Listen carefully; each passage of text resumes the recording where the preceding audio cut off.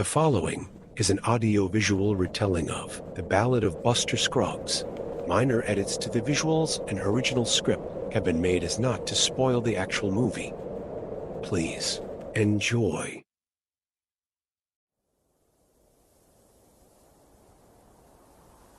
Panoramic view of Monument Valley. Mighty towers of red sandstone rise from the desert floor below. We hear only the sound of the wind. Then, distantly, singing. A tiny figure just visible to the naked eye, dressed in white and riding a white horse, has cornered a huge archway of stone. Clothes on the rider, Buster Scruggs. His white clothing and 10-gallon hat are blindingly clean. He has one leg drawn up to rest on the pommel and a guitar resting on the leg. He strums as he sings, smiling. All day I faced the barren waste without the taste of water, cool water. He finishes the song, holding the last note. Then he hooks the guitar over the saddle horn and picks up the reins. He addresses you, the audience, as he continues to ride. A song never fails to ease my mind out here in the West, where the distances are great and the scenery monotonous. Additionally, my pleasing baritone seems to inspirit old Dan here and keep me in good heart during the day's measure of hoof clops. Ain't that right, Dan? A confirming hunt's haul from the horse. Maybe some of y'all have heard of me. Buster Scruggs. Reaching into his necessary bag and draws from it a wanted poster with a picture of himself with his name printed beneath, and beneath that, the misanthrope. Misanthrope?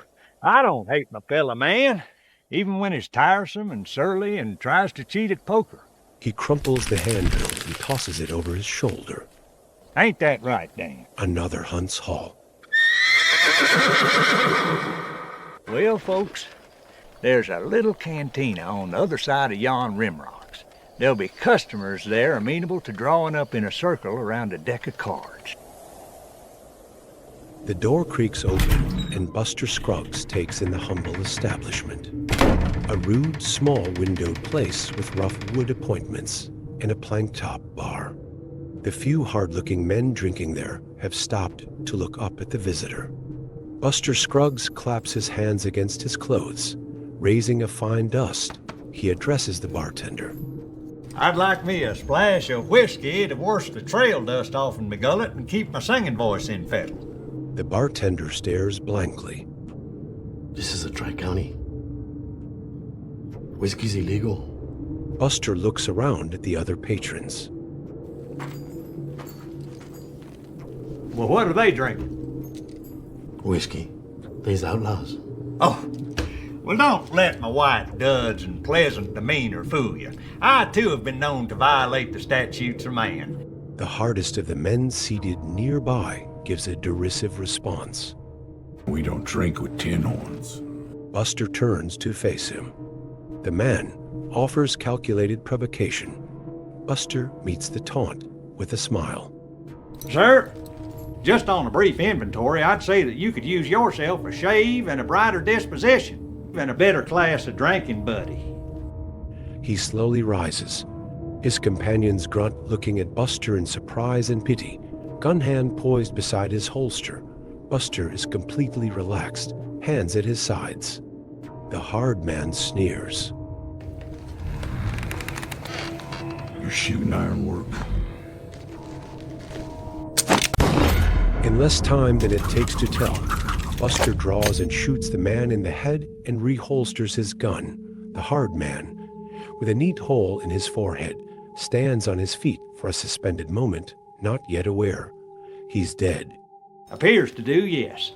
The hard man drops. His friends stare, stunned. Right then, as one, they leap to their feet, hauling out guns. Buster withdraws his, and fanning the hammer, lays the men down with 4 quick shots. He cocks the hammer one last time, and for some reason, whips the gun round to point it backward, under his left armpit.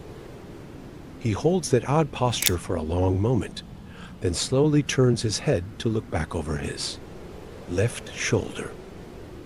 Behind him, the bartender is frozen in the act of reaching down a shotgun from over the bar. The two men have eye contact. Buster fires at the bartender.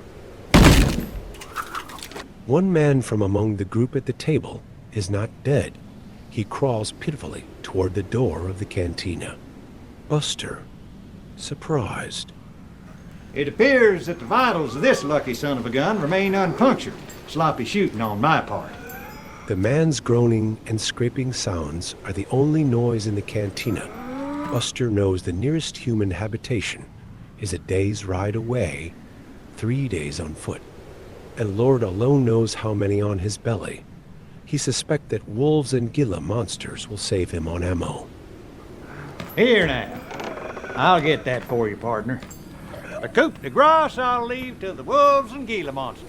Adios, amigo. Buster fetches up onto his horse and pulls out his guitar. Prior events puts him in mind of a song. He sings as he sets out from the cantina. Behind him, the dying man hauling himself out the doorway into the vast dustiness of the barren waste.